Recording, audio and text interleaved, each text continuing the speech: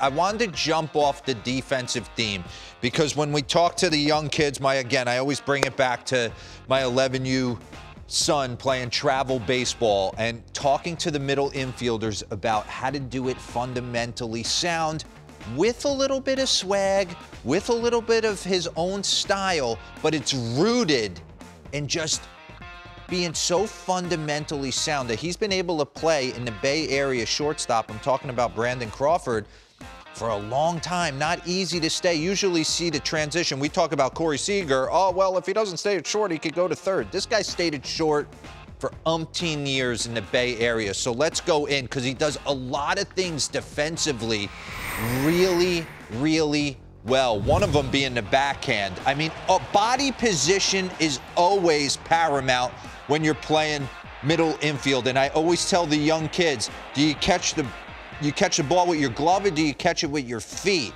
Pause this real quick.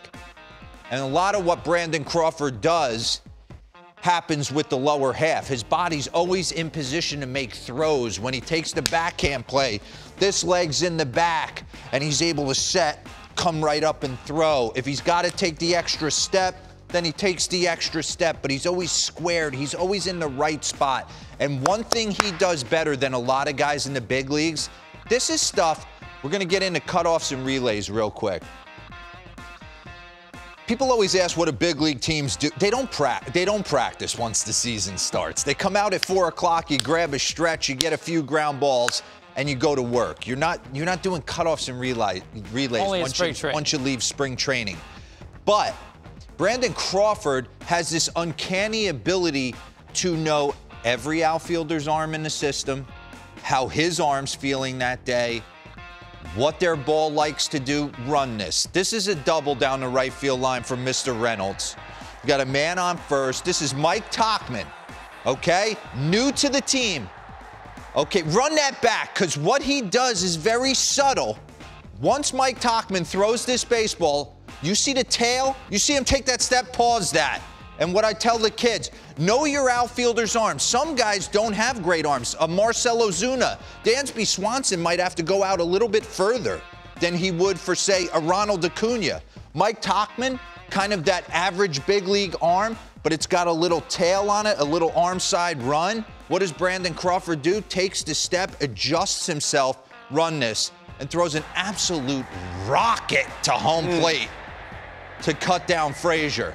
See the little arm side run? We take the step. We're in the midst of turning. You don't catch the ball, then turn, then present. It's all happening in a nice sequence. Get your head out of the way. Down and snappy. And we put it on him in that position. Ryan Vogelsong, one of my golfing buddies. All right, another situation. 339 in the corner. Chase Headley's got no wheels.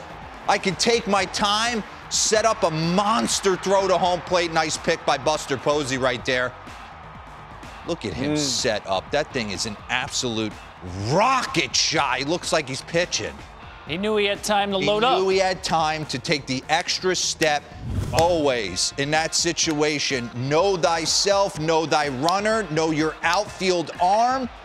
Jarrett Parker, he's had to deal with 800 left fielders in this situation and makes a nice throw to the plate. It's consistent. It's every night when I watch Brandon Crawford come across the bag. He's got swag and everyone's focused on the 11 homers and the hair and what's going on, but everything he does is rooted in being fundamentally sound. You remember this. My man Blanco booted this ball, and then Perez is out there kicking it around and everyone's panicking, and Alex Gordon. Now technically, okay, rack that back real quick, because what you're taught, right there, what you're taught, cutoffs and relays when you got a trailer, if you can't catch it on the fly, you're supposed to let it go. But he's got Joe Panic behind him, who he knows, Game 7 of the World Series, all bets are off. I trust my arm more than I trust Joe Panic, so run this. So I'm picking this. In this situation, if we're going to give up the lead right here and this is going to be a tie game, it's going down on my arm. I just like everything that he's able to do. Brandon Crawford playing shortstop for San Francisco for a long time because he didn't fit the profile in 2011 when I first laid eyes on him. He doesn't walk through the clubhouse door and you're like, that's our shortstop. the way I'm sure Fernando Tatis kind of comes through. Brandon looks like just your normal athletic dude walking through. He's kind of big down low. He's got some pop, but man, he does everything right. And still, because you know shortstop is a young man's position. And he's the oldest shortstop out there, and he's still textbook. That was a great call, by the way. I hadn't noticed the short hop. Because you know if that ball goes up the glove and arm, we got a tie game. Yep. World Series, Game 7.